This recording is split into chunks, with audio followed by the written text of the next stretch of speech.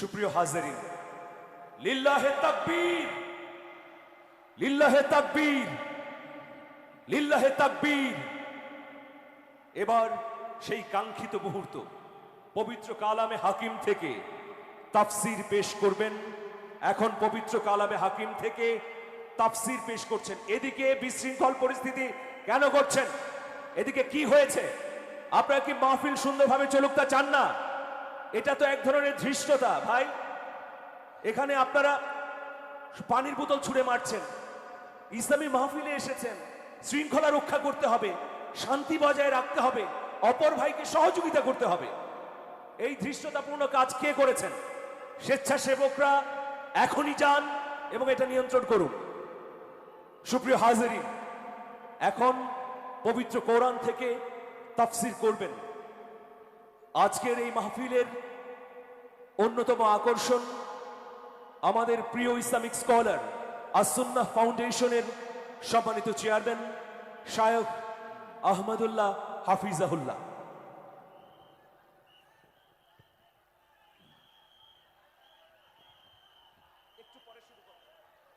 আসসালামু আলাইকুম ওয়া রাহমাতুল্লাহি ওয়া বারাকাতুহু।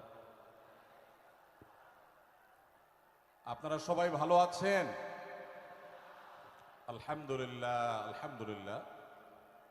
আল্লাহ রাব্বুল আলামিন আমাদের সবাইকে মৃত্যু পর্যন্ত ভালো থেকে নেক আমল করে আজকের এই মাহফিল থেকে উপকারী কথাগুলো শুনে আমলে নিয়ত করে যাওয়ার তৌফিক দান করুন, বলুন আমিন। আলহামদুলিল্লাহ, আলহামদুলিল্লাহি নাহমাদুহু ওয়া নাস্তাঈনুহু ওয়া নাস্তাগফিরুহু ওয়া নু'মিনু বিহি ওয়া নাতাওয়াক্কালু আলাইহি ওয়া নাউযু বিল্লাহি মিন শুরুরি আনফুসিনা ওয়া মিন সাইয়্যাতি আ'মালিনা। من يهده الله فلا مضل له ومن يضلله فلا هادي له وأشهد أن لا إله إلا الله وحده لا شريك له وأشهد أن محمدًا عبده ورسوله أرسله بالحق بشيرا ونذيرا وداعيا إلى الله بإذنه وسراجا منيرا. أما بعد، فقد قال الله تبارك وتعالى في كلامه المجيد وفرقانه الحميد: أعوذ بالله من الشيطان الرجيم، بسم الله الرحمن الرحيم. يا أيها الذين آمنوا لا يسخر قوم من قوم عسى أن يكونوا خيرا منهم ولا نساء من نساء عسى أن يكن خيرا منهن ولا تلمزوا أنفسكم ولا تنابزوا بالألقاب بئس الإثم الفسوق بعد الإيمان ومن لم يتب فأولئك هم الظالمون.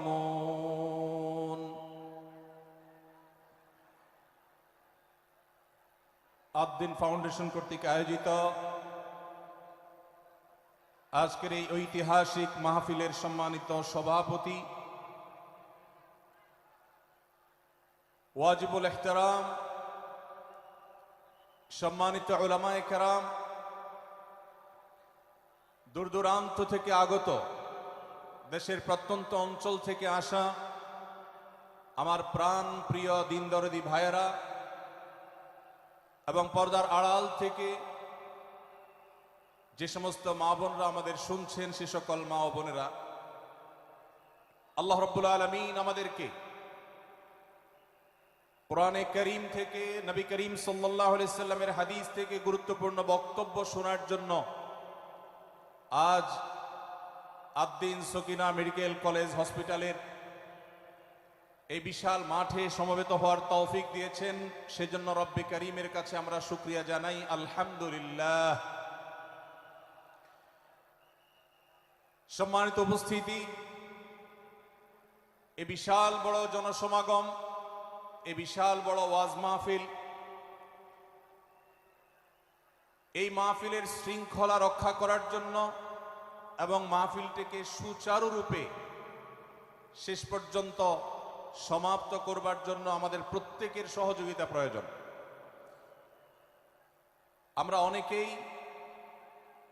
বেশ নীরবে নিঃশব্দে আলোচনা শুনছি, আবার এর মধ্যে আশপাশ থেকে বিভিন্ন আওয়াজ শোনা যাচ্ছে।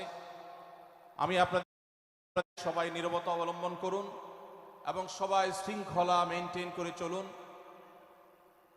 আমরা কিছুটা অসুবিধা অনুভব করছি, হয়তো অনেকে দেখতে পাচ্ছি না, কিন্তু বিশাল বড় মনিটর আছে, অনেকগুলো মনিটর, এলইডি মনিটর রাখা আছে। অতএব আমরা যদি একটু ধৈর্য ধারণ করি, মনোযোগ দিয়ে কথা শুনি, তাহলে সেটা আমাদের উপকারে আসবে ইনশাআল্লাহ। আজকের এই মাহফিলে আসার আমাদের যে মূল উদ্দেশ্য, কোরআন এবং হাদিস থেকে আলো গ্রহণ করা, আমাদের জীবনকে কোরআনের আলোতে আলোকিত করা, আল্লাহ এবং তার রাসূল সাল্লাল্লাহু আলাইহি ওয়াসাল্লামের আদর্শে আমাদেরকে আদর্শবান হিসাবে গড়ে তোলা। আমরা সে আদর্শের সঠিক শিক্ষা গ্রহণ করবার প্রয়োজনে প্রত্যেকে ধৈর্য ধারণ করি, সবর করি, এবং যে সমস্ত অসুবিধাগুলো আমাদের হচ্ছে, অনেকে দেখতে পাচ্ছেন না, সে অসুবিধাগুলো আজকের এই মাহফিলটি এই মাঠের প্রথম মাহফিল। ইনশাআল্লাহ কর্তৃপক্ষ পরবর্তীতে এই মাহফিল যখন আয়োজন করবে, আমরা আশা করব তারা এবারের ভুলগুলো শুধরে নিয়ে পরবর্তীতে দর্শকদের কোনো অসুবিধা যেন না হয় সেই দিকটি তারা বিবেচনা করবেন। আমি আপনাদেরকে ধৈর্য ধারণ করার অনুরোধ করছি। আপনারা সবাই সবর করে, ধৈর্য ধারণ করে, নীরবে নিঃশব্দে আলোচনা শুনুন। আল্লাহ আমাদের সবাইকে তৌফিক দান করুন। আমাদের আশেপাশে যারা কথা বলছেন, যারা শব্দ করছেন, সে সমস্ত ভাইদেরকে আশপাশে ভাইয়েরা অনুরোধ করে, অনুনয় বিনয় করে, শক্ত ভাষায় নয়, কোমলতার সাথে, বিনম্রতার সাথে অনুরোধ করে তাদেরকে আমরা করজোড় করে, অনুরোধ করে, রিকোয়েস্ট করে তাদেরকে আমরা নীরব করি, নিঃশব্দ করি, এবং নীরবে ওয়াজ এবং আলোচনা শোনার পরিবেশ যেন তারা করেন, সেজন্য তাদেরকে সহযোগিতা করি। মাশাআল্লাহ, অনেকখানি নিস্তব্ধ হয়েছে, বাকি যে আওয়াজ হচ্ছে সেটাও আমরা বন্ধ করার চেষ্টা করি।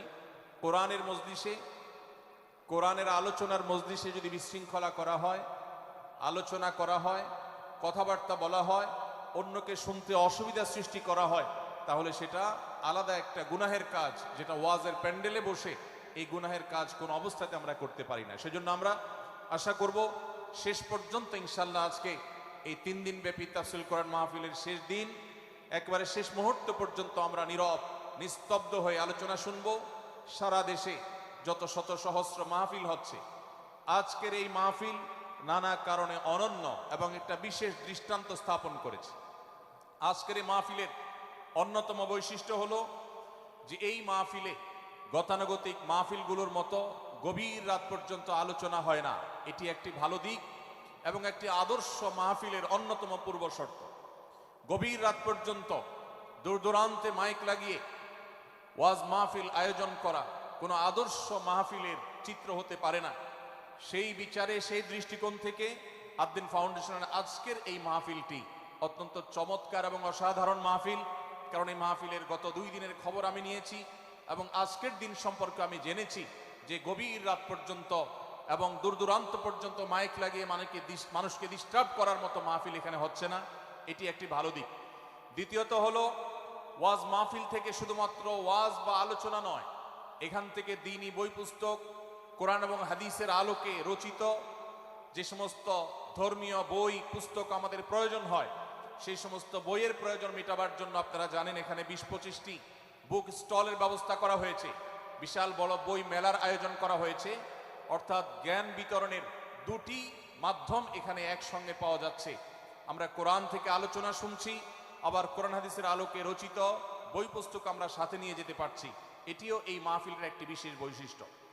তৃতীয়ত হলো, আমাদের মা বোনদের প্রবেশ পথ, তাদের অবস্থান, এগুলোকে এতটাই স্বাতন্ত্র করা হয়েছে এতটাই এগুলোকে সেপারেট করা হয়েছে যে সেগুলো তাদের প্রাইভেসি, তাদের পর্দার যে বিধিবিধান, তাদের যে ব্যক্তিত্ব, তাদের যে অন্যান্য দিকগুলো আছে সেগুলোকে খুব ভালোভাবে মেনটেন করা হচ্ছে। এটিও একটি আদর্শ মাহফিলের গুরুত্বপূর্ণ দিক। আজকাল অনেক ওয়াজ মাহফিলে মা বোনদের জন্য ওয়াজ শোনার ব্যবস্থা রাখা হয়, কিন্তু সেই সমস্ত ওয়াজ মাহফিলে মা বোনদের পর্দা সুন্দরভাবে সুচারুরূপে তারা আসা এবং নিরাপত্তার সাথে আবার ফিরে যাওয়ার মতো পৃথক আসা যাওয়ার রাস্তা ইত্যাদির ব্যবস্থা করা হয় না, যা বহুবিধ ফিতনার কারণ হয়ে থাকে।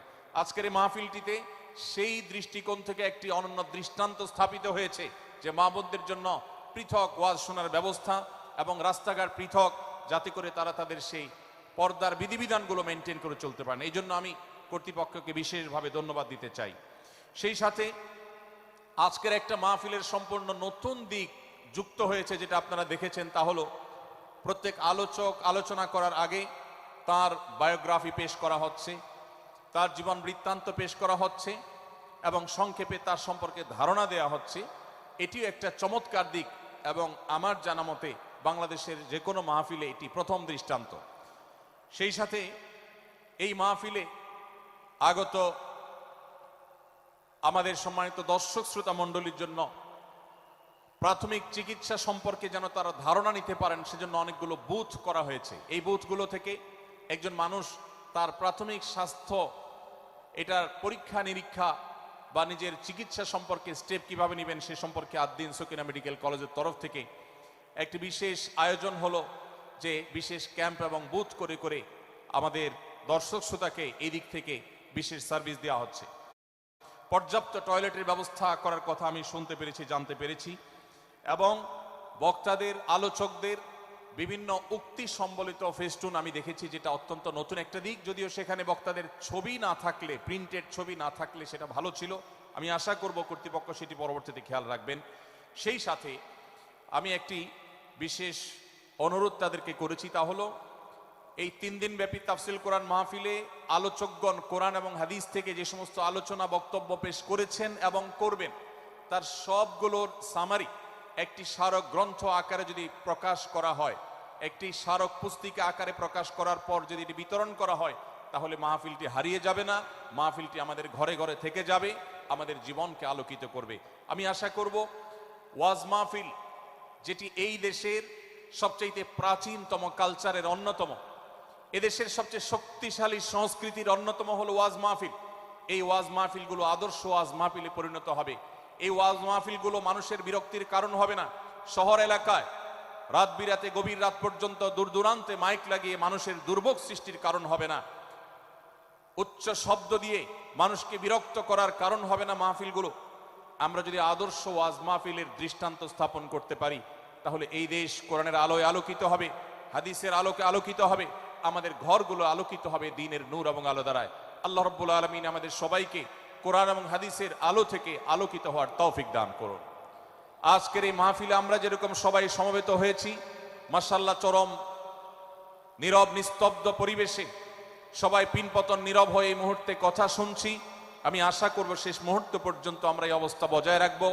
আরশে আজিমের মালিকের কাছে ফরিয়াদ করি, হে আল্লাহ, হে আরশের মালিক, আপনি আমাদের সবাইকে এখানে যেরকম একত্রিত হওয়ার তৌফিক দিয়েছেন, জান্নাতুল ফেরদাউসের আঙ্গিনায় প্রিয় হাবিব মুহাম্মদ মুস্তাফা সাল্লাল্লাহু আলাইহি সাল্লামের সাথে আমাদেরকে এরকম একত্র হওয়ার, সমবেত হওয়ার তৌফিক দান করুন, বলুন আমিন। সম্মানিত ভাইয়েরা, আমি আপনাদের সম্মুখে কোরআনে কারীমের গুরুত্বপূর্ণ একটি সূরা, সূরা হুজরাতের একটি আয়াত তেলাওয়াত করেছি। সূরা হুজরাতের 7টি বিশেষ সামারি আপনাদের সামনে আমি তুলে ধরতে চাই। এই সূরার বিশেষ তাৎপর্য, এই সূরার যে বিশেষ বার্তা, আজ বাংলাদেশের যে সমাজ বাস্তবতা রয়েছে, সেই সমাজ বাস্তবতায় সূরাতুল হুজরাত প্রতিটি ঘরে ঘরে প্রত্যেক মুসলমানকে বারবার পাঠ করা, পুনর্পাঠ করা প্রয়োজন।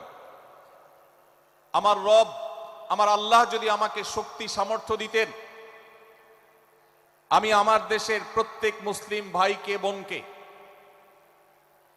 হাত জোড় করে, অনুরোধ করে, অনুনয় বিনয় করে সূরাতুল হুজরাতের শুরু থেকে শেষ পর্যন্ত যে 18টি আয়াত রয়েছে, এই 18 আয়াতে ঐতিহাসিক যে 7টি বিশেষ বার্তা রয়েছে, সে বার্তাগুলো গ্রহণ করবার উদ্দেশ্যে বারবার অর্থ সহকারে সূরাতুল হুজরাত বুঝে বুঝে পড়ার, এর তাফসীর দেখার, এর সামারিকে বারবার জানার জন্য আমি অনুরোধ করতাম। আল্লাহ তাআলা আমাদের সবাইকে সূরাতুল হুজরাত এর আলো দ্বারায় সবাইকে আলোকিত হওয়ার তৌফিক দান করুন।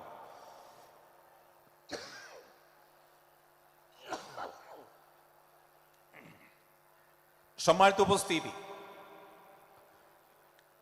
আমি যে সূরার সামারি আপনাদেরকে বলতে যাচ্ছি, যে সূরাকে সামনে রেখে আজকের এই ঐতিহাসিক মাহফিলে কোরআনে কারীমের দেওয়া 7টি বার্তা দিতে চাইছি, সেই সূরার নাম হলো সূরাতুল হুজরাত। এই সূরা কোরআনে কারীমের 26তম পারায় অবস্থিত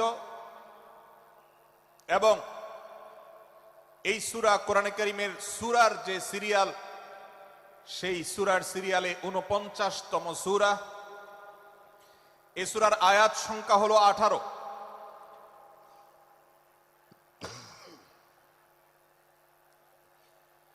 এই সূরার প্রথম থেকে পঞ্চম আয়াত পর্যন্ত, প্রথম এই 5টি আয়াতে আল্লাহ রাব্বুল আলামিন তার প্রিয় নবী মুহাম্মদ মুস্তাফা সাল্লাল্লাহু আলাইহি ওয়াসাল্লাম, সবাই দুরূদ পড়ি, সাল্লাল্লাহু আলাইহি ওয়াসাল্লাম, প্রিয় নবীজির নাম শুনলে দুরূদ পাঠ করতে হয়, তার জন্য দোয়া করতে হয়। কারণ আল্লাহর হাবিব সাল্লাল্লাহু আলাইহি ওয়াসাল্লাম তার সমগ্র জীবনকে যে কষ্টের মধ্যে পার করেছেন, তার সমগ্র জীবনকে উৎসর্গ করেছেন, তা আপনার আমার হেদায়েতের জন্য, গোটা বিশ্ব মানবতার মুক্তির প্রয়োজনে। যিনি তার জীবনকে, যৌবনকে শেষ করে দিয়েছেন, তার সমগ্র জীবনে কখনো ভোগ, উপভোগ এটিকে কখনো তিনি প্রশ্রয় দেননি, প্রাধান্য দেননি। দিনাতিপাত করেছেন অত্যন্ত কষ্টের সাথে, শত সহস্র বাধার সম্মুখীন হয়েছেন, শুধুমাত্র কিয়ামত পর্যন্ত আগত সকল মুসলিম নরনারীর কাছে যেন কোরআনের বার্তা পৌঁছে যায়, সবাই যেন হেদায়েত প্রাপ্ত হয়ে যায়, সবাই যেন মুক্তি প্রাপ্ত হয়ে যায়, সবাই যেন জান্নাতি হয়ে যায়, সবাই যেন জাহান্নাম থেকে মুক্তি লাভ করে, এই উদ্দেশ্যে তার সমগ্র জীবনকে তিনি উৎসর্গ করেছেন। আমাদের হেদায়েতের জন্য, আমাদের কল্যাণের পথে আহ্বানের জন্য, আমাদের জান্নাতে নেওয়ার জন্য, যার সমগ্র জীবনে কখনো ভোগ উপভোগকে প্রশ্রয় দেননি, কষ্টে নিপতিত হয়েছেন, তিনি চাইলে মক্কার রাজত্ব করতে পারতেন, তিনি চাইলে মক্কার সবচেয়ে ভোগী মানুষ হতে পারতেন, কিন্তু সেটা না করে তিনি যে ত্যাগের দৃষ্টান্ত স্থাপন করেছেন, প্রিয় নবী মুহাম্মদ সাল্লাল্লাহু আলাইহি সাল্লামের সেই অবদানের স্বীকৃতি স্বরূপ আমরা তার নাম যখনই শুনবো সাল্লাল্লাহু আলাইহি সাল্লাম বলে তার প্রতি আল্লাহর রহমত যেন, অনুগ্রহ যেন নাজিল হয়, সেজন্য দোয়া করব। আল্লাহ তাআলা তার হাবিবকে রহমত এমনিতেই দান করবেন, আপনি আর আমি তার জন্য রহমতের দোয়া করার মধ্য দিয়ে আমরা সৌভাগ্যবান মানুষের কাতারে শামিল হতে পারবো। তো আমি যেটি বলছিলাম, সূরাতুল হুজরাতের 1 থেকে 5 নম্বর আয়াত পর্যন্ত এই 5টি আয়াতে আল্লাহ রাব্বুল আলামিন প্রিয় নবী সাল্লাল্লাহু আলাইহি সাল্লামের সাথে আদব এবং শিষ্টাচারের শিক্ষা দিয়েছেন মানব জাতিকে। এবং আল্লাহ রাব্বুল আলামিন ঈমানদারদেরকে পরম মায়ার সাথে ডেকে, ইয়া আইয়ুহাল্লাযীনা আমানু, হে ঈমানদারগণ, এই ডাকে আল্লাহ তাআলা ডেকে বলেছেন, লা তুকাদ্দিমু বাইনা ইয়াদাইল্লাহি ওয়া রাসূলিহি, তোমরা আল্লাহ এবং তার রাসূলের সামনে আগ বেড়ে কোনো কথা বলবে না, আগ বেড়ে কোনো কাজ করবে না। একজন ঈমানদার, একজন মুসলমান, তার এই শিষ্টাচারের শিক্ষা তার জীবনে ধারণ করতে হবে। যখনই আল্লাহ কোনো কথা বলেছেন, আল্লাহ রাসূল সাল্লাল্লাহু আলাইহি সাল্লাম কোনো কথা বলেছেন, এটি নিশ্চিত হতে পারবো আমরা, তখন একজন ঈমানদার আর কখনো সেটার উপর কোনো কথা বলবে না, আগ বেড়ে কোনো কিছু করবে না, কোনো প্রকার সীমা লঙ্ঘন করবে না। ক্বাল আল্লাহ ক্বাল রাসূল, আল্লাহ বলেছেন, আল্লাহ রাসূল বলেছেন, এটি শোনার পর সে তার আপদ মস্তককে সারেন্ডার করবে, সে নিজেকে আত্মসমর্পণ করবে। এরপর তার কোনো যুক্তিকে, কোনো বুদ্ধিকে, তার কোনো মতামতকে সে সেখানে আর দাঁড় করাবার চেষ্টা করবে না। এটা একজন শিষ্টাচার বিশিষ্ট ইমানদারের বৈশিষ্ট্য কোরআন এই শিক্ষা আমাদেরকে দিয়েছে। ভাইরা আমার, এই শিক্ষাকে ধারণ করে আমরা যারা নিজেদেরকে মুসলমান দাবি করছি, আমাদের সম্মানীয় যারা আছেন, আল্লাহকে যেরকম আমরা সম্মান করি, আল্লাহ রাসূলকে যেরকম সম্মান করি, ঠিক একইভাবে আমাদেরকে যে সমস্ত মানুষগুলোকে সম্মান করার নির্দেশ করা হয়েছে, ওলামা একরাম রয়েছেন, আমাদের বাবা মা, বয়সে বড়, শিক্ষিত, এবং যারা আমাদের শিক্ষক বৃন্দ আছেন, এভাবে যারা আমাদের সম্মানের পাত্র আছেন, সে মানুষগুলোর সামনে আগ বেড়ে যেন কোনো কিছু না করি। সে আগ বাড়াটা কথার ক্ষেত্রে হতে পারে, চলার ক্ষেত্রে হতে পারে, আচরণের ক্ষেত্রে হতে পারে। এই শিষ্টাচারের শিক্ষা সূরা হুজরাতের প্রথম আয়াতে আমাদেরকে দেয়া হয়েছে। প্রিয় ভাইরা আমার, আমাদের সমাজে আজ যে সমস্ত ভালো গুণের দুর্ভিক্ষ চলছে, ক্রাইসিস চলছে, অভাব চলছে, এর মধ্যে অন্যতম হলো আজ শিষ্টাচারের অভাব। আমাদের সমাজের চতুর্দিকে আপনি দেখতে পাবেন পরিলক্ষিত হচ্ছে। আমাদের শিশু থেকে নিয়ে কিশোর, যুবক থেকে নিয়ে মধ্যবয়স্ক সকল শ্রেণী মানুষের মধ্যে আজ আদব এবং শিষ্টাচারের ভয়াবহ অভাব আমরা দেখতে পাচ্ছি। বিশেষ করে পশ্চিমা সংস্কৃতিকে আমাদের এই স্বদেশে, আমাদের এই মুসলমানদের সমাজে জোর করে পুশ করাবার, সে সমস্ত এজেন্ডাকে বাস্তবায়ন করবার যে প্রচেষ্টা এদেশের এক শ্রেণীর মানুষকে করতে দেখা যায়, তারা এদেশের সমাজের খাঁজে বাজে থাকা ইসলামের কৃষ্টি, কালচার এবং সংস্কৃতিগুলোকে ধুয়ে মুছে পরিষ্কার করবার জন্য শত সহস্র উদ্যোগ নিয়েছে। আমাদেরকে কোরআনের শিক্ষা ধারণ করে, কোরআনের শিক্ষাকে প্রচার করে, কোরআনের শিক্ষাকে প্রতিষ্ঠিত করে ব্যক্তির মধ্যে, ঘরে, পরিবারে, সমাজে, রাষ্ট্রে, সংবিধানে, আইনে, সংসদে, সর্বত্র কোরআনের শিক্ষাকে বাস্তবায়ন করে সেই সমস্ত ভিনদেশী অপসংস্কৃতি চাপিয়ে দেওয়ার ষড়যন্ত্রকে মোকাবেলা করতে হবে ইনশাআল্লাহ। ভাইরা আমার, আর সেজন্য সূরা হুজরাতের এই শিষ্টাচারের শিক্ষা আমাদের জীবনে খুবই গুরুত্বপূর্ণ। আমরা যখনই কোনো সম্মানীয় ব্যক্তির কাছে আমরা থাকব, তাদের কথার উপরে কথা বলা, তাদের সাথে তর্ক করা, তাদের সামনে আগ বেড়ে কথা বলা, এমনকি তারা যখন চলবেন তাদের সামনে সামনে হাঁটা, এই সবগুলো কোরআনের এই শিষ্টাচারের যে শিক্ষা আছে এর পরিপন্থী। প্রিয় নবী সাল্লাল্লাহু আলাইহি সাল্লামের সময়কার একটি ঘটনা, এক ব্যক্তি তার বাবার সাথে হেঁটে যাচ্ছিলেন, বোঝা যাচ্ছিল না যে তাদের মধ্যে বাবাকে সন্তানকে। অনেক সময় বাপ সন্তানের বাহ্যিকভাবে দেখে বোঝা যায় না, এরকম কোনো কোনো ক্ষেত্রে হয়। জিজ্ঞেস করা হলো তাদেরকে, তোমাদের মধ্যে বাবাকে সন্তানকে? বলা হলো যে অমুক বাবা, অমুক সন্তান। তখন নির্দেশনা দেওয়া হলো যে সন্তান তার হাঁটা এবং চলার মধ্য দিয়ে এই বিনয়ের প্রকাশ ঘটাতে হবে, আনুগত্যের প্রকাশ ঘটাতে হবে, সম্মান এবং শ্রদ্ধার প্রদর্শন করতে হবে, যার মধ্য দিয়ে বোঝা যায় যে কে সন্তান আর কে বাবা, এর জন্য জিজ্ঞেস করতে না হয়। আজ আমাদের যারা তরুণ আছি, আমরা যুবক আছি, আমরা অনেকেই পশ্চিমা সংস্কৃতি দ্বারা প্রভাবিত হয়ে আমরা শিষ্টাচারের এই গণ্ডি এবং সীমানা পার হয়ে চলে গেছি।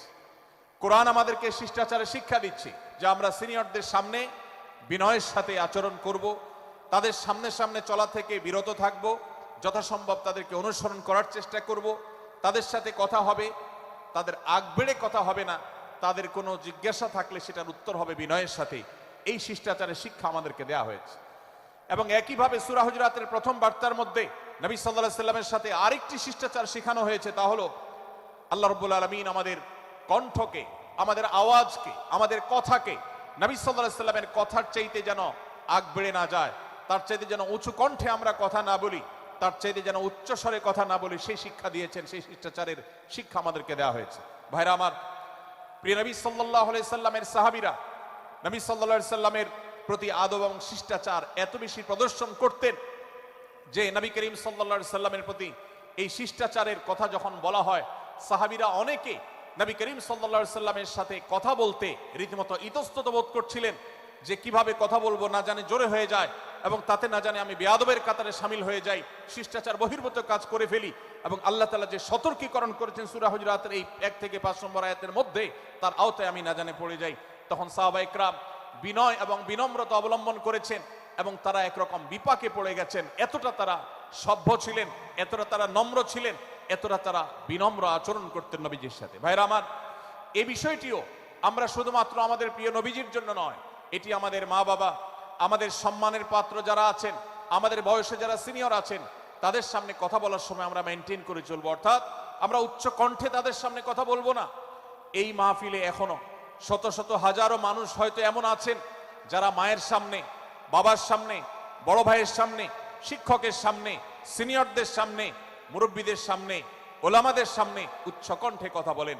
প্রিয় ভাইরা আমার, আমরা মুসলমানদের সন্তান, আমরা মুহাম্মদ সাল্লাল্লাহু আলাইহি সাল্লামের উম্মত, আমরা আবু বকর, ওমর, ওসমান, আলী রিদওয়ানুল্লাহ আজমাইনের অনুসারী, আমরা কোরআনের অনুসারী।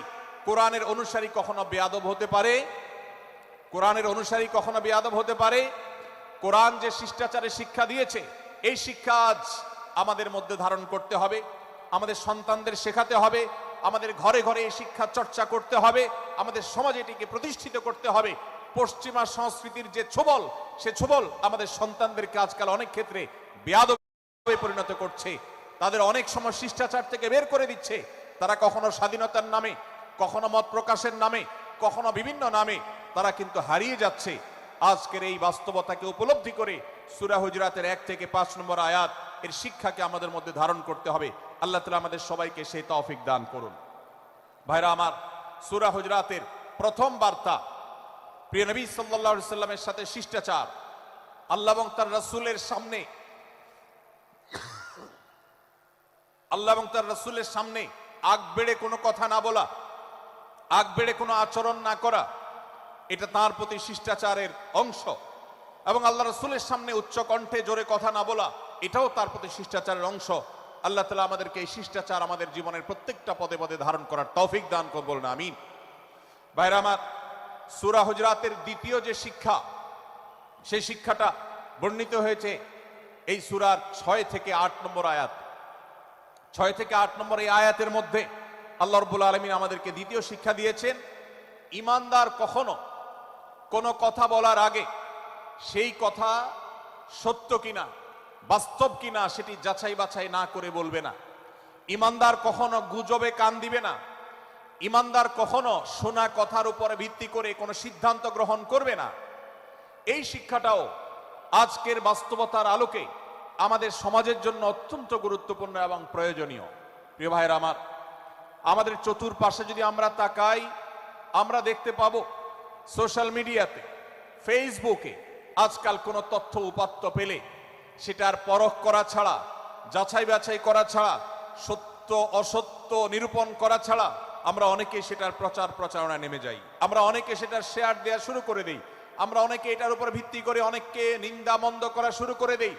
এমনকি আজ আমরা যেই জায়গায় দাঁড়িয়ে আছি, বাংলাদেশের যে সামাজিক বাস্তবতা, সেই বাস্তবতার আলোকে বলা যায় অনেক সময় অনেক ব্যক্তিকে সমাজে মিডিয়ার মাধ্যমে নানাভাবে হয়রানি করে তাকে খারাপ মানুষ হিসাবে, কালপ্রিট হিসাবে দেখানো হয়, অথচ তার দোষ, যে সমস্ত দোষের কথা তাকে বলা হয়, যে সমস্ত দোষে তাকে দোষী বানানো হয়, সে সমস্ত দোষ থেকে তিনি শত সহস্র গুণ পবিত্র এবং পরিচ্ছন্ন। ভাইরা আমার, আজকের এই বাস্তবতায় আমাদেরকে বিশেষ করে লক্ষ্য রাখতে হবে যে আমরা যেই কোনো মূল্যে, যেই কোনো ভাবে যেন কোনো প্রকার গুজবে কান না দেই, আমরা যেন গুজব থেকে বেঁচে থাকি। আল্লাহ তাআলা আমাদেরকে তৌফিক দান করুন। ভাই, এদিকে অনেক বেশি বাঁশির আওয়াজ শোনা যাচ্ছে। স্বেচ্ছাসেবকরা বাঁশির আওয়াজ দেওয়া ছাড়া আপনারা ভলান্টিয়ারি করুন। এত বেশি বাঁশির আওয়াজ আসছে যে কথা বলা কঠিন হয়ে যাচ্ছে। অনুগ্রহ করে বাঁশির আওয়াজ কম করে আপনারা ভলান্টিয়ারি করুন। এখনো অনেক বাঁশির আওয়াজ শোনা যাচ্ছে, বাঁশির আওয়াজগুলো বন্ধ করুন। মাশাআল্লাহ, এখন বন্ধ হয়েছে। আমরা মেহেরবানি করে বাম পাশের থেকে কিছুটা আওয়াজ পাচ্ছি, একটু নীরব নিস্তব্ধ হওয়ার জন্য অনুরোধ করছি। একটু নীরব নিস্তব্ধ না হলে কথা বলা যাবে না। অনুগ্রহ করে আমরা একটু সহযোগিতা করি এবং সবাই নীরব থাকি। ভলান্টিয়াররা অপ্রয়োজনে বাঁশির আওয়াজ দিবেন না, অপ্রয়োজনে বাঁশির আওয়াজ দিবেন না। আমাদের দেশে শব্দ দূষণ, শব্দ সন্ত্রাস, এটা এই দেশের কমন কালচার হয়ে গেছে। রাস্তায় যাবেন, প্রয়োজনে অপ্রয়োজনে গাড়ির হর্ন বাজাবে। যে কোনো প্রোগ্রামে যাবেন, প্রয়োজনে অপ্রয়োজনে বাঁশি বাজানো হবে। কদিন আগে 31st নাইট গেছে, আপনারা দেখেছেন। এত প্রচার প্রচারণা, এত সতর্কীকরণের পরেও আইন শৃঙ্খলা রক্ষাকারী বাহিনী এত সতর্ক থাকার পরেও আপনারা দেখেছেন এক শ্রেণীর বুদ্ধি প্রতিবন্ধীরা তারা 31st নাইট উদযাপনের নামে শব্দ সন্ত্রাস করেছে, শত শত হাজারো মানুষের কষ্টের কারণ হয়েছে। প্রিয় ভাইয়েরা আমার, ধর্ম হোক আর রাজনীতি, বিনোদন হোক আর আনন্দ হোক, যেই কোনো নামে যদি শব্দ সন্ত্রাস সৃষ্টি করে বা অতিরিক্ত শব্দ দূষণ করে, শব্দ সৃষ্টি করে মানুষকে অতিষ্ঠ করার কারণ হয়, সেটা কোনো সভ্য সমাজের দৃশ্য হতে পারে না। আমরা সেই ইসলামের অনুসারী যে ইসলামে আমাদের প্রিয় নবী সাল্লাল্লাহু আলাইহি ওয়াসাল্লাম মসজিদে নববীতে তার একান্ত পরিবেশের মধ্যে এক সাহাবী জোরে কোরআন তেলাওয়াত করছিলেন। তিনি তাকে বলছিলেন, তুমি কোনো বধির রবকে শোনাচ্ছ না, তোমার রব সবকিছু শুনতে পান, অতএব তুমি তোমার এই উচ্চ কণ্ঠের তেলাওয়াত দিয়ে আশপাশে মানুষের ডিস্টার্বের কারণ হবে না। আমরা সেই ইসলামের অনুসারী, অতএব ওয়াজ মাহফিলের মাধ্যমেও যাতে কোনো মানুষ অতিষ্ঠ না হয়, মাইক ব্যবস্থাপনা সেভাবে করাটা মাহফিল কর্তৃপক্ষের যেমন কর্তব্য, ঠিক একইভাবে রাজনৈতিক সভা সমাবেশের নামে কিংবা বিয়ে বিনোদনের নামে যদি শব্দ সন্ত্রাস করা হয়, শব্দ দূষণ করা হয়, অতিরিক্ত শব্দ এর মাধ্যমে যদি মানুষকে অতিষ্ঠ করা হয়, তাহলে সেটি কখনো কোনো সভ্য সমাজের কাজ হতে পারে না। প্রিয় ভাইরা, এই জন্য আপনারা যারা তরুণ আছেন বয়সে, আপনাদেরকে আমি অনুরোধ করতে চাই, বিবাহ অনুষ্ঠানকে কেন্দ্র করে, আকিকাকে কেন্দ্র করে, নানা অনুষ্ঠানকে কেন্দ্র করে যে শব্দ সন্ত্রাস আমাদের দেশে হয়, এটি আমাদেরকে থামাতে হবে ইনশাআল্লাহ। আমরা যদি সবাই সজাগ হয়ে যাই, আমরা যদি সবাই সতর্ক হয়ে সচেতন হই, ইনশাআল্লাহ এই যে শব্দ দিয়ে মানুষকে কষ্ট করে ভিনদেশী যে অপসংস্কৃতি আমদানি করা হয়েছে, এই অত্যাচার এদেশে থামাতে হবে ইনশাআল্লাহ। আল্লাহ আমাদের সবাইকে তৌফিক দান করুন। ভাইরা আমার, আমরা আমাদের আশেপাশে কোনো তরুণরা যদি এরকম শব্দ করে গান বাজিয়ে অন্য মানুষকে অতিষ্ঠ করে, ঈদের সময় দেখা যায় বিশেষ করে সে সমস্ত যুবকদেরকে কাউন্সিলিং করতে হবে, তাদেরকে বোঝাতে হবে যে তোমার আনন্দ কখনো আরেকজনের বেদনার কারণ হতে পারে না। বহু হার্টের রোগী আছেন, বহু অসুস্থ মানুষ আছেন, বহু ছোট শিশু আছে যাদের কষ্টের কারণ হয়। বিধায় আমরা কখনো আমাদের শব্দ দিয়ে কাউকে কষ্ট হতে দিব না। আল্লাহ আমাদের সবাইকে তৌফিক দান করুন। মাশাআল্লাহ, অনেকটা নীরব নিস্তব্ধ হয়েছে। আমি যে জায়গাটা ছিলাম আবার সেখানে ফিরে যাই। সূরা হুজরাতের দ্বিতীয় শিক্ষার কথা বলছিলাম ভাইরা।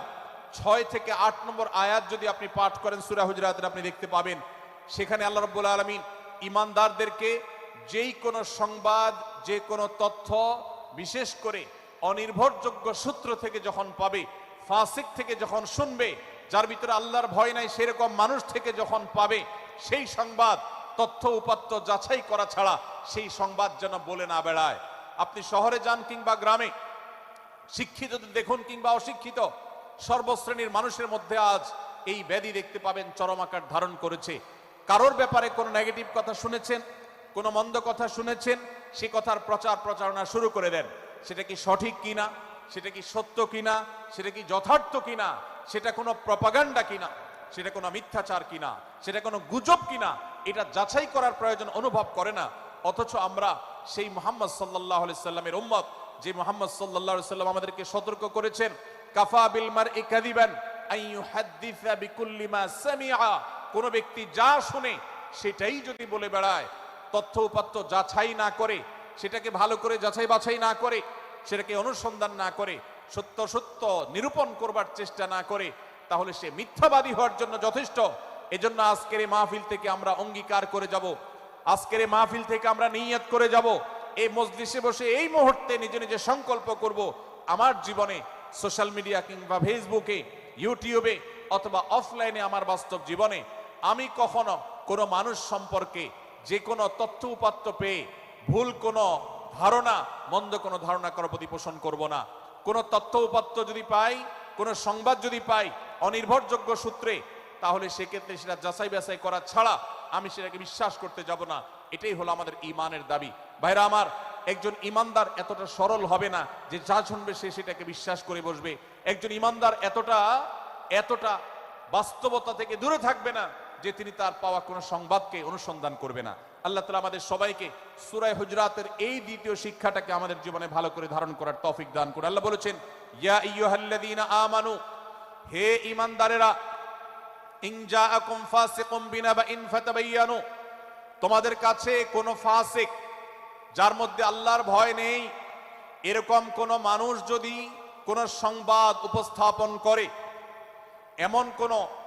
এমনকি গণমাধ্যমেও যদি কোনো সংবাদ প্রচারিত হয়, সংবাদদাতার মধ্যে যদি আল্লাহর ভয় না থাকে, সে যদি টাকার বিনিময়ে কারোর চরিত্র হনন করতে পারে, সে যদি অ্যাডভার্টাইজ পেয়ে কোন কোম্পানির হয়ে দালালি করতে গিয়ে অন্য কারোর বিরুদ্ধে কোনো মিথ্যাচার করে, সে যদি বিদেশিদের এজেন্ডা বাস্তবায়ন করতে গিয়ে আলেম সমাজের চরিত্রকে কলঙ্কিত করে, কোন ভালো মানুষকে দোষী হিসাবে সাব্যস্ত করে, তো আল্লাহ তাআলা আমাদেরকে সতর্ক করেছেন, ফাতাবায়ানু, সেই সংবাদ সত্য কিনা আমাদেরকে যাচাই করতে হবে।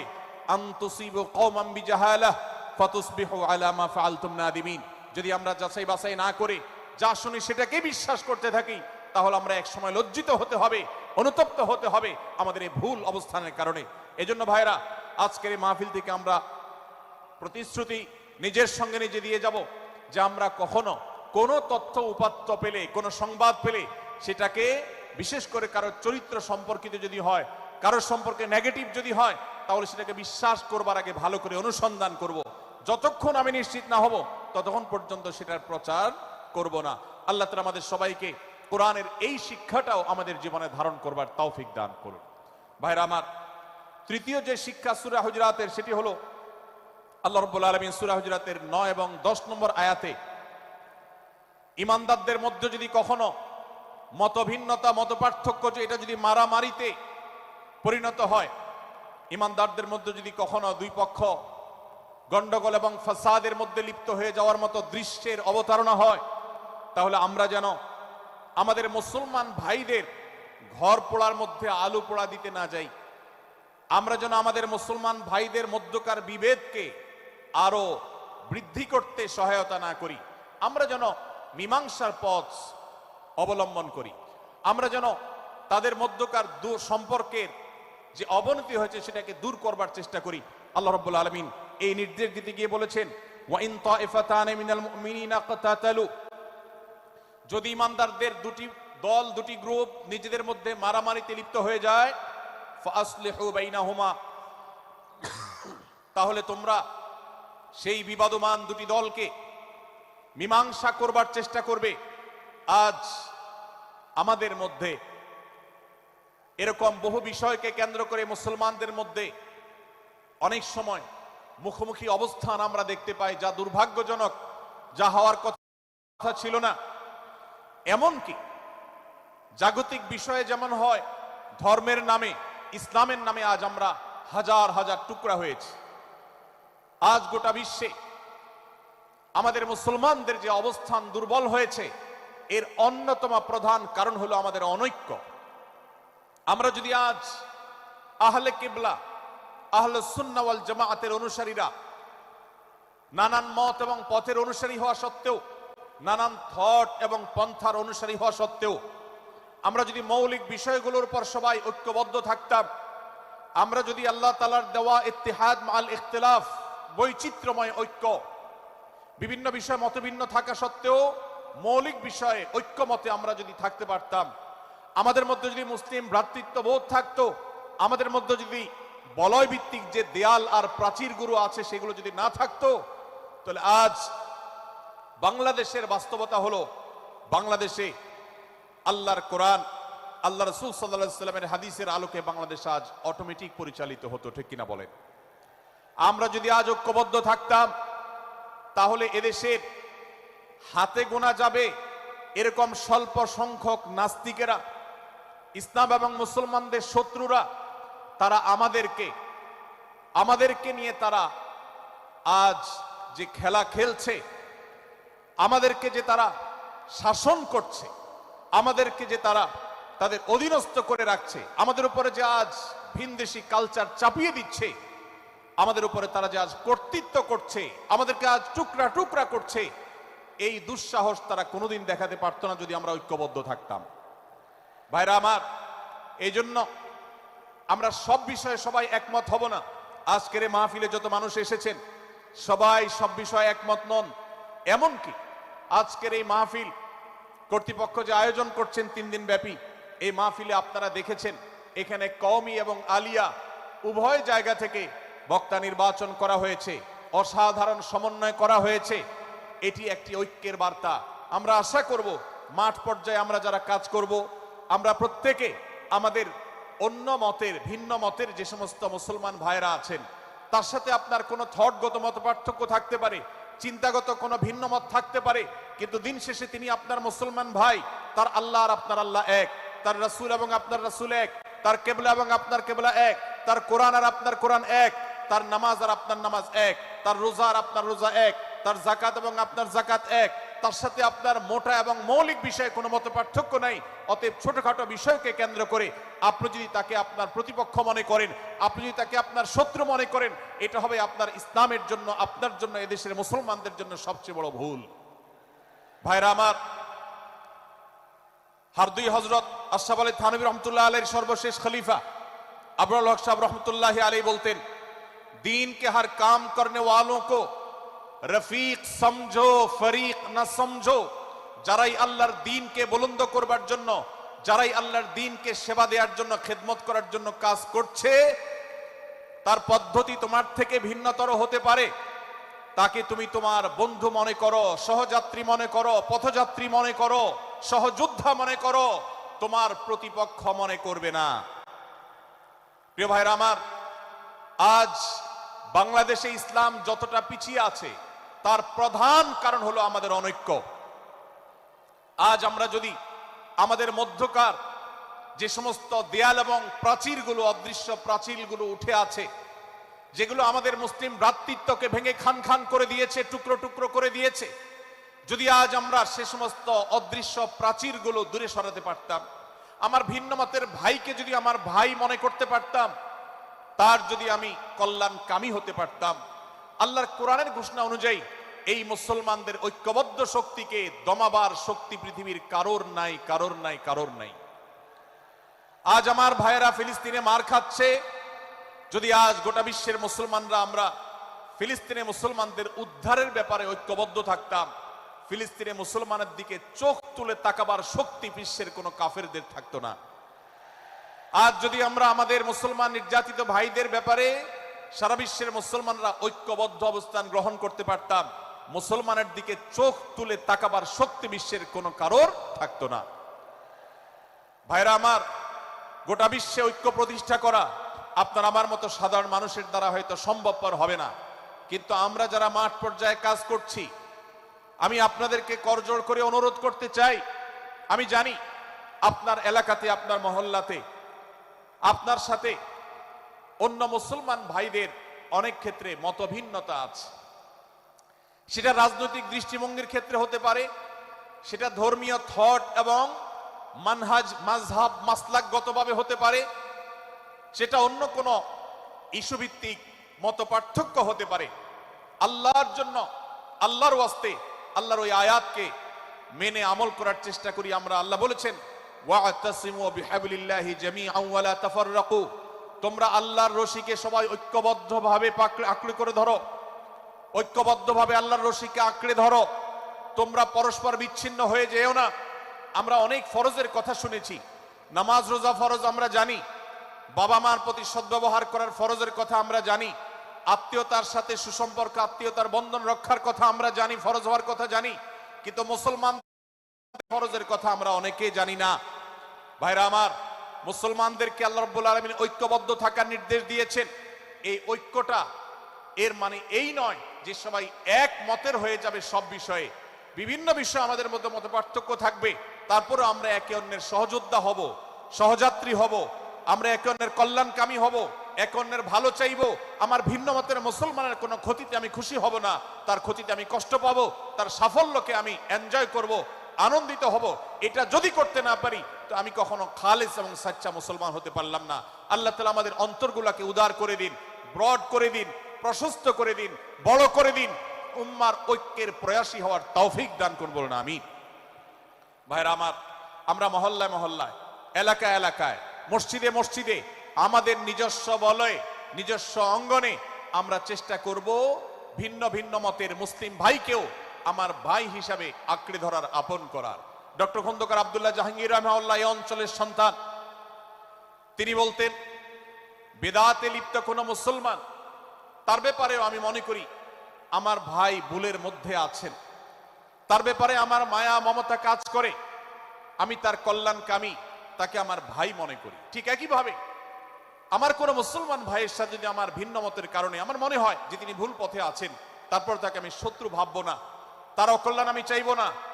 আজ বাংলাদেশের বাস্তবতায় যদি আমরা তাকাই, দেখতে পারবো ইসলাম এবং মুসলমানদের যত শত্রু আছে, আমরা দেখেছি গত কয়েক যুগ ধরে তাদের নিজেদের মধ্যে হাজারো বিভক্তি, হাজারো মত পার্থক্য থাকা সত্ত্বেও মুসলমানদের শত্রুতা করার ব্যাপারে তারা সবাই ঐক্যবদ্ধ।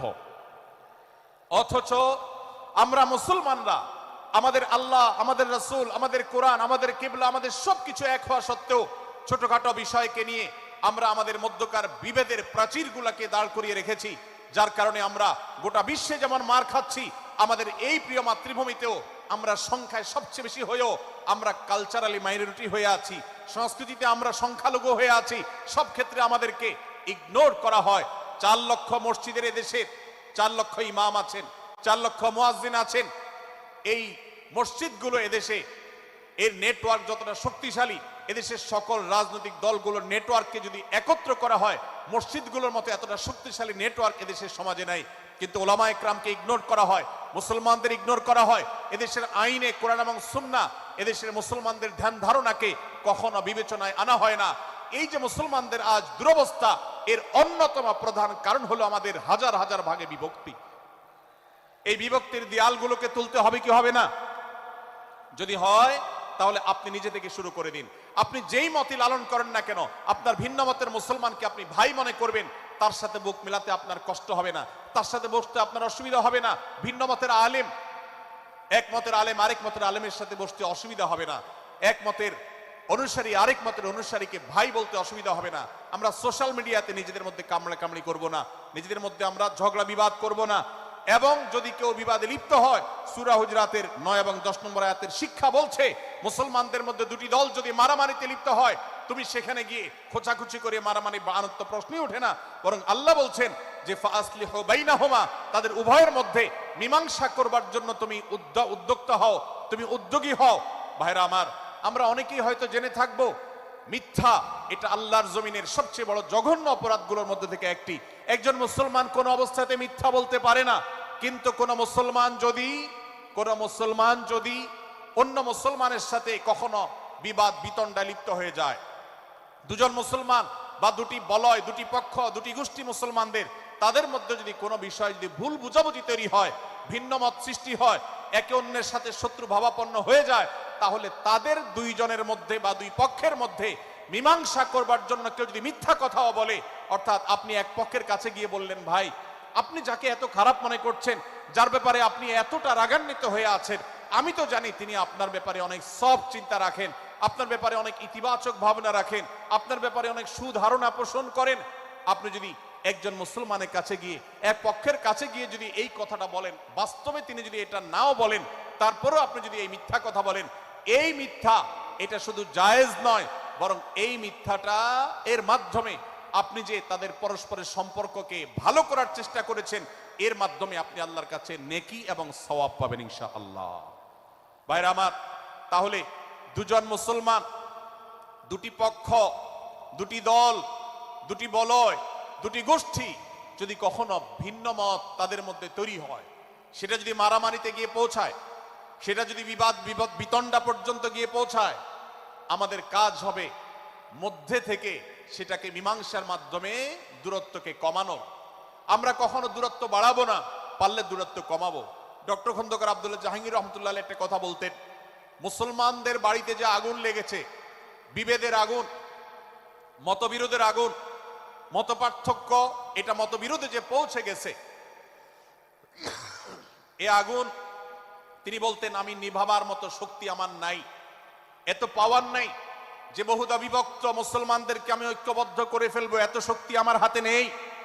কিন্তু একটা শক্তি আমার কাছে আছে ভাই, সেটা হলো যে বিবাদমান মুসলমানদের মধ্যে বিবাদ যেন আর না বাড়ে, বিবাদের যে আগুন লেগেছে সে আগুনে যেন আর ঘি ঢালা না হয়, কেরোসিন ঢালা না হয়, সেজন্য আমি ভূমিকা রাখতে পারি। আমি আপনাদেরকে বিনয়ের সাথে অনুরোধ করতে চাই, যত বিষয় নিয়ে আমাদের মুসলমানদের পরস্পরের মত পার্থক্য আছে, হতে পারে সেটা মাসআলা নিয়ে, হতে পারে সেটা রাজনৈতিক অবস্থানকে কেন্দ্র করে, হতে পারে অন্য কোনো বিষয়কে কেন্দ্র করে, আল্লাহর ওয়াস্তে আপনি বিভেদ মিটাতে পারেন আর না পারেন, বিভেদ যেন না বাড়ে সেজন্য আপনি অবস্থান গ্রহণ করবেন। বিভেদ বাড়ার ক্ষেত্রে কোনো ভূমিকা পালন করবেন না এবং সব সময় উম্মার ঐক্য প্রয়াস চাইবেন, প্রয়াস চালাবেন, উম্মার ঐক্য চেষ্টা করবেন। আল্লাহর কাছে আপনি যে দোয়াগুলো করেন এর মধ্যে একটা দোয়া যেন এটাও থাকে, হে আল্লাহ, আমরা বহুদা বিভক্ত হয়ে গেছি, আমরা টুকরা টুকরা হয়ে গেছি, যার কারণে তোমার ভাষ্য অনুযায়ী ফাতাফশালু ওয়া তাযহাবা রিহুকুম, আজ আমাদের শক্তি শেষ হয়ে গেছে, আমরা দুর্বল হয়ে গেছি। আজ বাংলাদেশের বাস্তবতা যদি আমরা বলি, যে দেশের 90-95 ভাগ মানুষ মুসলমান, সে দেশে আজ হাতে গোনা কিছু নাস্তিক, কিছু ইসলাম বিদ্বেষী, মুসলমান বিদ্বেষীরা, তারা আমাদেরকে আজ উঠা বসা করায়, তারা আমাদের আইন নির্ধারণ করে, তারা আমাদের শাসক নির্ধারণ করে, তারা আমাদের সব বিষয়গুলোকে নির্ধারণ করে দেয়। আমাদের সন্তানরা পাঠ্যপুস্তকে কি পড়বে সেটাও ইসলাম বিদ্বেষীরাই ঠিক করে দেয়। ভাইরা আমার, এই অবস্থার যদি পরিবর্তন চাই তাহলে আমাদের মধ্যকার দূরত্বগুলো কমাতে হবে। এজন্য আপনার দোয়ার মধ্যে আল্লাহর কাছে নিবেদন করুন, আল্লাহ আপনি আমাদের মধ্যকার বিভেদগুলো কমিয়ে দিন, আল্লাহ আমাদের ওলামাদেরকে ঐক্যবদ্ধ করে দিন, আল্লাহ আমাদেরকে ইত্তেহাদ মাল ইখতিলাফ, বৈচিত্র্যময় ঐক্য, মতভিন্ন থাকা সত্ত্বেও মৌলিক বিষয় ঐক্যবদ্ধ হওয়ার তৌফিক দান করুন। সীসাঢালা প্রাচীরের মতো আমাদেরকে কাঁধে কাঁধ মিলিয়ে আল্লাহ এবং তার রাসূল সাল্লাল্লাহু আলাইহি সাল্লামের আদেশ নিষেধকে ব্যক্তি, সমাজ, পরিবার, রাষ্ট্রে সর্বত্র বাস্তবায়নের জন্য কাজ করার তৌফিক দান করুন। আমরা আমাদের দোয়ার মধ্যে মুসলমানদের ঐক্যের জন্য দোয়া করব তো ইনশাআল্লাহ। আল্লাহ তাআলা আমাদেরকে সেই তৌফিক দান করুন। ভাইরা আমার, তাহলে সূরা হুজুরাতের তৃতীয় শিক্ষা বলছিলাম, 9 থেকে 10 নম্বর আয়াতে আল্লাহ রাব্বুল আলামিন মুসলমানদের মধ্যে যদি কখনো বিবাদ, বিতণ্ডা, মারামারি, হানাহানি সৃষ্টি হয় তাহলে সেটিকে মীমাংসা করবার কথা বলেছেন। অতএব যদি কোনো স্বামী স্ত্রীর মধ্যেও কখনো মনোমালিন্য তৈরি হয়, আপনার যদি সেখানে ভূমিকা রাখবার সুযোগ থাকে, আপনি চেষ্টা করবেন উভয়ের মধ্যে দূরত্বটা কমাবার জন্য।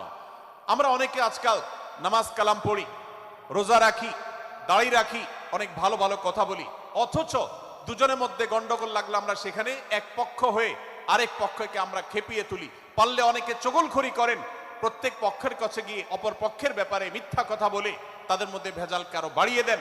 এই জন্য নবী সাল্লাল্লাহু আলাইহি সাল্লামের ঐতিহাসিক হাদিস রয়েছে, লা ইয়াদখুলুল জান্নাতা নাম্মাম, যে ব্যক্তি চগলখড়ি করে, দুজনের মধ্যকার গন্ডগোল ফাসাদ বৃদ্ধিতে যে ব্যক্তি ভূমিকা রাখে, ভেজাল লাগায়, এই চগলখোর কখনো জান্নাতে যাবে না। আমাদের অনেকেরই এই দুঃস্বভাব আছে, এই খারাপ চরিত্র আছে। সূরা হুজুরাত এই যেন আমাদের আজকের যে সমাজ বাস্তবতা আছে, আমাদের যে ব্যাধি আছে ব্যক্তিগত পর্যায়ে, আমাদের পরিবারের, সমাজের সর্বত্র যে ব্যাধিগুলো ছেয়ে গেছে, সূরা হুজুরাতের প্রতিটি আয়াত যেন সেই ব্যাধির সবচেয়ে বড় মহৌষধ, সেটার জন্য সবচেয়ে বড় প্রতিষেধক, সেটার জন্য সবচেয়ে বড় সমাধান। এই জন্য আমি বলেছি শুরুতে, আমার যদি আল্লাহ শক্তি সামর্থ্য দিতেন, প্রত্যেক মুসলমানের হাতে পায়ে ধরে সূরা হুজুরাতের 18টি আয়াত, প্রত্যেকটি আয়াত আমি আমার মুসলমান ভাইদেরকে বলতাম, বারবার পড়ুন, বারবার পাঠ করুন, বোঝার চেষ্টা করুন, জীবনকে পরিবর্তন করুন। এদেশে নামাজি মুসলমান আপনি কম বেশি পাবেন, এদেশে রোজাদার মুসলমান কম বেশি পাবেন, এদেশে হজ আদায়কারী মুসলমান কম বেশি পাবেন, এদেশে তাসবিরত মুসলমান কম বেশি পাবেন, কিন্তু এদেশে আচার আচরণ, কাজ কারবার, আখলাক এবং বান্দার হক এবং অধিকার, অন্যের অধিকার সংশ্লিষ্ট বিষয়ে সচেতন মুসলমান আপনি খুব বেশি পাবেন না। আর এই জন্যই আমাদের জান্নাতের পথে অনেক বড় অন্তরায় হয়ে আছে। আজ আমাদের চরিত্রগুলো নষ্ট হয়ে গেছে। আমরা নামে মুসলমান, আমরা চগলখড়ি করি, আমরা নামে মুসলমান, দুজনের মধ্যে গন্ডগোল সৃষ্টি করে দেই। গন্ডগোল আগে থেকে সৃষ্টি থাকলে সেটাকে বাড়াবার চেষ্টা করি। আমরা নামে মুসলমান, আমাদের শিষ্টাচার নাই, আদব নাই, লেহাজ নাই। এই জন্য সূরা হুজুরাতের প্রতিটি আয়াত আমাদেরকে শিক্ষা দেয়। আল্লাহ তাআলা আমাদের সকলকে এই শিক্ষাগুলো আজকের এই মাহফিল থেকে আমাদের বুকের ভেতরে পরম যত্ন সহকারে নিয়ে যাওয়ার এবং আমাদের জীবনকে পরিবর্তন করার তৌফিক দান করুন। ভাইরা আমার, তৃতীয় এই শিক্ষাটি শেষ করে আমি বলতে চাচ্ছি, চতুর্থ আয়াতে আল্লাহ রাব্বুল আলামিন আমাদেরকে বলেছেন, আমরা যেন কেউ কাউকে নিয়ে বিদ্রূপ না করি, ব্যঙ্গ না করি, কেউ কাউকে যেন বাজে নামে না ডাকি, কেউ যেন কাউকে খোঁচাখুচি না করি, কেউ যেন কারোর নাম বিকৃত করে তাকে না ডাকি। ভাইরা আমার, এই আয়াতটি আমি শুরুতে তেলাওয়াত করেছি। আল্লাহ বলেছেন, ইয়া আইয়ুহাল্লাযীনা আমানু লা ইয়াসখার কওমুম মিন কওমিন আসা আন ইয়াকুনু খায়রাম মিনহুম। হে ঈমানদারেরা, হে মুসলমানেরা, তোমাদের কেউ যেন অন্য কারোর নাম ধরে অন্য কাউকে ব্যঙ্গ বিদ্রূপ ঠাট্টা না করে। আমরা একে অন্যকে নিয়ে ঠাট্টা করি কি করি না? বিদ্রূপ করার রোগ আমাদের মধ্যে আছে না নাই? ভাইরা আমার, জাগতিক বিষয় তো আছেই, এমনকি দুর্ভাগ্যজনক বাস্তবতা হলো ধর্মের নামে, ইসলামের নামে একদল মুসলমান অপর দল মুসলমানকে নিয়ে হাসি, ব্যঙ্গ, বিদ্রূপ, রাসাহাসি এবং নাম বিকৃত করা এবং খোঁচাখুচি করা, এই কাজগুলো আমাদের মধ্যে আছে না নাই? আমরা যারা ইসলামের খেদমত মনে করে আমার ভিন্ন মতের ভিন্ন দলের মুসলমানকে খোঁচাখুচি করি, আমরা যারা আল্লাহর খেদমত মনে করে ইসলামের সেবা মনে করে দাওয়াতের কাজ মনে করে ইসলাম প্রচার মনে করে ভিন্ন মতের অন্য দলের মুসলমানকে নিয়ে ব্যঙ্গ বিদ্রূপ আর হাসাহাসি করি, তাদেরকে সোশ্যাল মিডিয়াতে অনলাইনে অফলাইনে তুচ্ছ তাচ্ছিল্য করি, আল্লাহর শপথ করে বলছি এটা ইসলামের সেবা নয়, এটা হলো প্রবৃত্তির পূজা, এটা হলো আপনার নফসের পূজা, এটা হলো আপনার প্রবৃত্তির গোলামি করা, এটা আল্লাহর গোলামি নয়, এটা ইসলামের খেদমত নয়, এটা ইসলামের 12টা বাজানো। ভাইরা আমার, কোন অবস্থাতে একজন মুসলমান অন্য মুসলমানকে নিয়ে ব্যঙ্গ বিদ্রূপ করতে পারে না। আমার মুসলমান ভাই যদি কোনো ভুল কথা বলে, ভুল কাজ করে, আমি যথাযথ নিয়মে তাকে সংশোধনের চেষ্টা করব, সমালোচনা করার দরকার হলে সেটাও করব, কিন্তু হাসাহাসি নয়, বিদ্রূপ নয়, ব্যঙ্গ করা নয়। আজ আমাদের তরুণদের মধ্যে এটা একটা আর্টে পরিণত হয়েছে। আপনারা রোস্টিং ভিডিওর কথা কম বেশি সবাই জেনে থাকবেন। রোস্টিং ভিডিওর কথা আপনারা জানেন কি জানেন না? ভাইরা আমার, রোস্টিং ভিডিও নামটা দেখেন, অর্থাৎ কাউকে রোস্ট করা। আমরা মুরগি রোস্ট করার কথা জানি, এখন মানুষ রোস্ট করার সিস্টেম শুরু হয়েছে। একজন মানুষের কোনো ভুল কিছু পেয়েছেন, অবশ্যই আপনি সমালোচনা করবেন। আপনি একজন মুসলমান হিসেবে জানতে হবে কারোর ভুলের সমালোচনার মূলনীতি আছে। মূলনীতি আছে না নেই? কোরআন এবং সুন্নাহর বাতানো যে প্রিন্সিপাল, সেটাকে লক্ষ্য করে, সেটাকে আমলে নিয়ে, সেটাকে ধরে ধরে যদি আপনি সমালোচনা না করেন, তাহলে আপনার এই সমালোচনা এটাই আপনাকে জাহান্নামে নেওয়ার কারণ হতে পারে। ভাইরা আমার, আপনি কাউকে রোস্ট করার নামে, কাউকে সমালোচনা করার নামে, হতে পারে কেউ ভুল করেছেন, কিন্তু সেটা করতে গিয়ে যদি তার অধিকার নষ্ট করেন, আপনি সীমা ছাড়িয়ে চলে যান, আপনি যদি ব্যঙ্গ বিদ্রূপ করে হারামের পর্যায়ে চলে যান, তাহলে সূরা হুজরাতের আয়াতের আলোকে আপনি কবিরা গুনাহে লিপ্ত হলেন। আমরা অনেকে আছি যে ব্যক্তিগত পর্যায়ে এই বিদ্রূপ করাটাকে আমরা কোনো বিষয় মনে করছি না।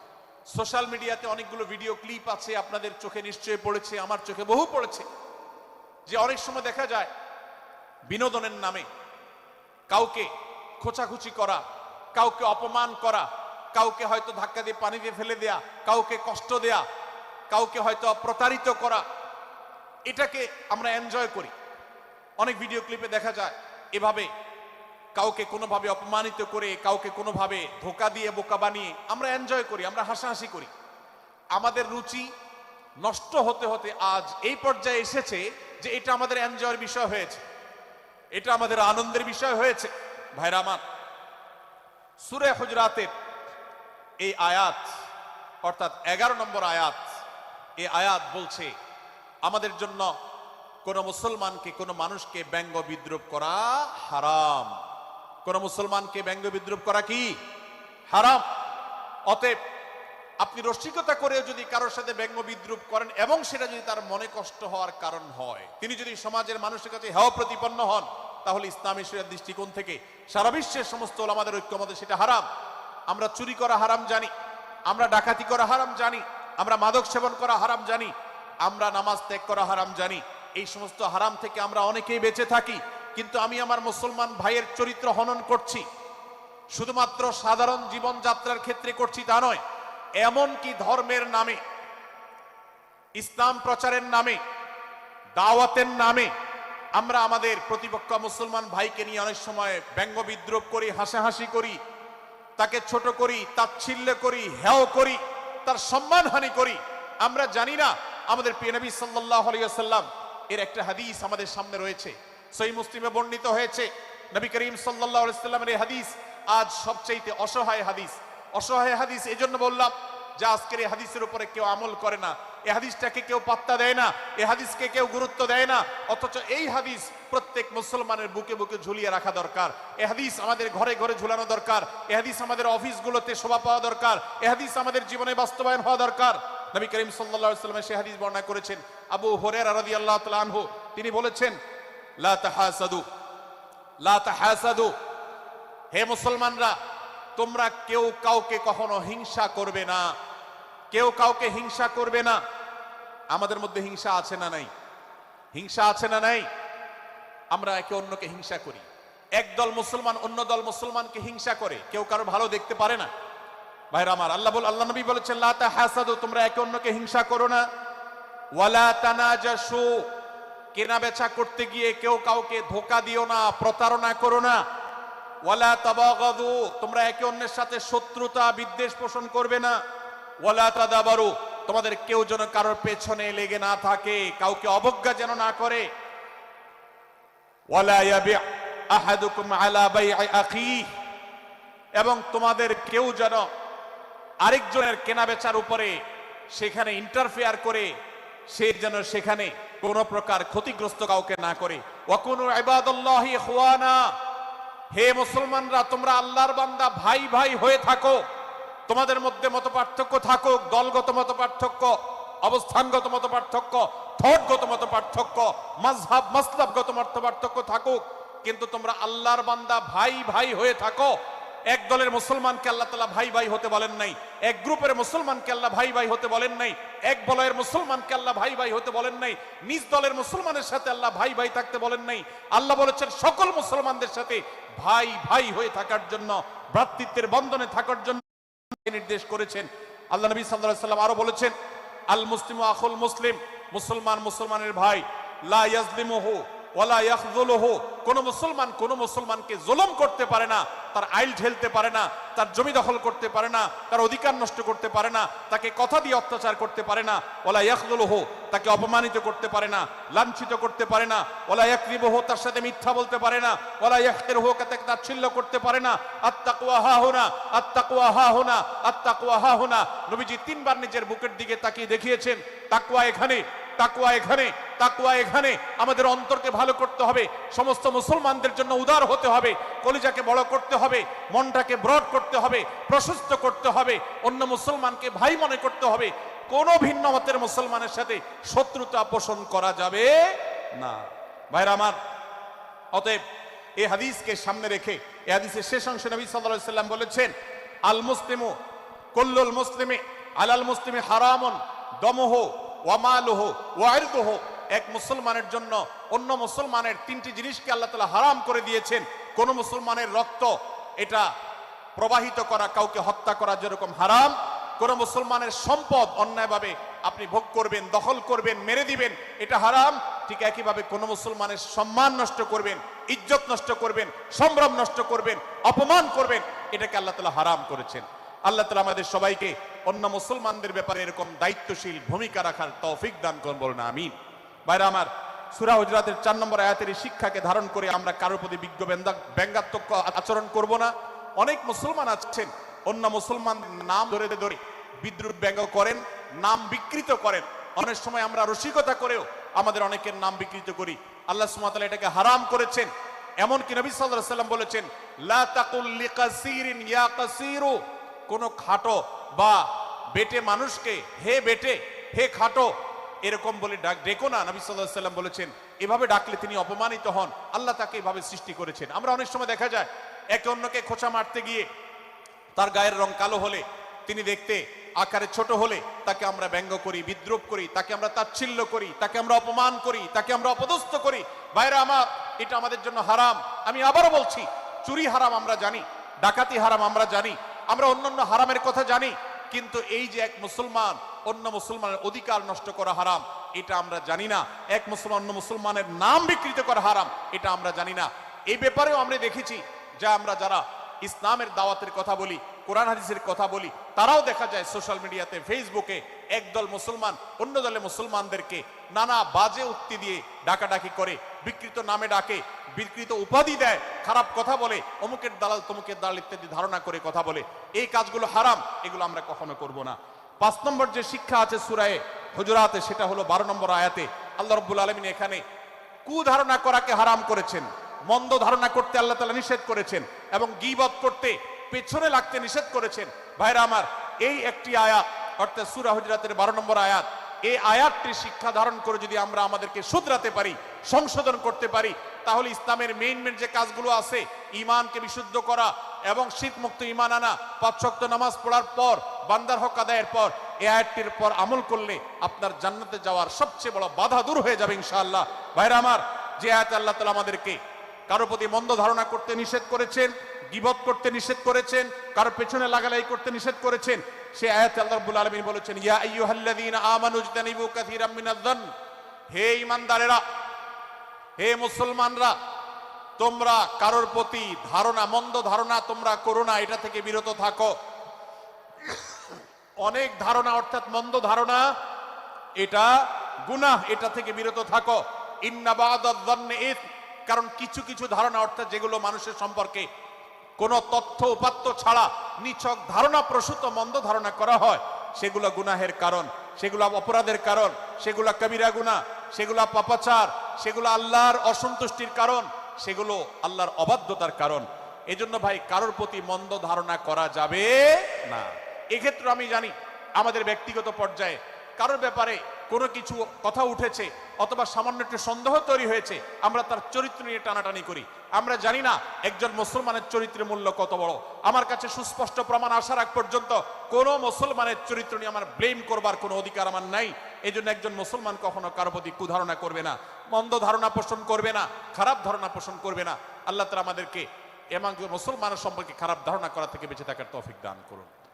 ভাইরা আমার, কিছুটা বিশৃঙ্খলা দেখা যাচ্ছে, আমরা আপনাদেরকে বিনীতভাবে অনুরোধ করতে চাই, অনুগ্রহ করে সবাই বসে পড়ুন। যারা দাঁড়িয়ে আছেন তারা একটু বসে পড়ুন, সবাই যার যার দায়িত্বে বসে যান। আপনি আরেকজনের চিন্তা না করে আপনি একটু বসে যান। ভলান্টিয়ার ভাইরা, প্যান্ডেলের ভেতরে পেছনে কি হচ্ছে আপনারা একটু দেখুন। ডান পাশে যে সমস্ত ভাইরা আছেন, ভাইরা আপনারা আমার কথা শুনুন। ডান পাশে, আমার প্যান্ডেলের ডান পাশে যারা আছেন, আপনাদেরকে আমরা অনুরোধ করছি, ওয়াজ মাহফিলের মঞ্চে, তাফসীর কোরআন মাহফিলের প্যান্ডেলে এসে আমরা যদি বিবাদ বিতণ্ডায় লিপ্ত হই, আমরা সে বিষয়ে আলোচনা করছি, আল্লাহর ওয়াস্তে আমরা বিবাদ বিতণ্ডা বন্ধ করি। আপনারা একটু শান্ত হন, আল্লাহর জন্য একটু সবর করেন। ভাইরা আমার, এদিকে যে কিছুটা বিশৃঙ্খলা দেখা যাচ্ছে, আপনাদেরকে আমরা অনুরোধ করছি আপনারা একটু বিশৃঙ্খলা বন্ধ করুন। ভাইরা, এখানে যারা দাঁড়িয়ে আছেন সবাই বসে যান, সবাই বসে যান, সবাই বসে যান। যশোরের মানুষের দুর্নাম হোক, আপনারা কি চান? আপনারা কি চান যশোরের মানুষের দুর্নাম হোক? তাহলে আশপাশে ভাইরা ওনাদেরকে সবাইকে বসায় দেন, বসায় দেন, কাউকে দাঁড়ায় থাকতে দিবেন না। ভাই সবাই বসেন, সবাই বসে যান। এখানে যারা দাঁড়িয়ে আছেন সবাই বসেন, অনুগ্রহ করে সবাই ধৈর্য ধারণ করেন এবং বসেন। আজকের এই মাহফিল সুন্দরভাবে শেষ হোক। আপনারা কি চান কি চান না? ভাই আপনারা কি চান কি চান না? যদি আপনারা চান, অনুগ্রহ করে আমার ডান পাশে যারা বিশৃঙ্খলা করছেন তারা বসে যান। আপনাদেরকে আমরা অনুরোধ করছি এখান থেকে বসে যান। আপনারা কি ডক্টর মিজানুর রহমান আজহারী সাহেবের আলোচনা শুনতে চান কি চান না? যদি চান তাহলে মেহেরবানি করে আওয়াজ বন্ধ করে পরিবেশ শান্ত করে, এখানে অল্প কিছু মানুষের মধ্যে বিশৃঙ্খলা দেখা যাচ্ছে। কোনো কারণে এত বড় মাহফিল, এত মানুষের, লাখো লাখো মানুষের সমাগম, এখানে কোনো কারণে ঝামেলা হতেই পারে, কিন্তু আমরা অনুগ্রহ করে ধৈর্য ধারণ করি। ধৈর্য কোথায়? সবাই বসে যায়, সবাই বসে যান, আওয়াজ বন্ধ করে। ভলান্টিয়ার ভাইরা এদিকে বিনয়ের সাথে মানুষদেরকে বসানোর জন্য চেষ্টা করেন। আশেপাশের যারা আছেন বসে, তারা দাঁড়ানো ভাইদেরকে হাতে পায়ে ধরে বসান, সবাই সবাইকে টান দিয়ে বসান। ভাই এপাশে যারা বিশৃঙ্খলা আচরণ করছেন তারা আপনারা একটু বসেন। আপনারা যদি বিশৃঙ্খলা আচরণ না থামান তাহলে সেক্ষেত্রে মাহফিল সুন্দরভাবে শেষ করা যাবে না।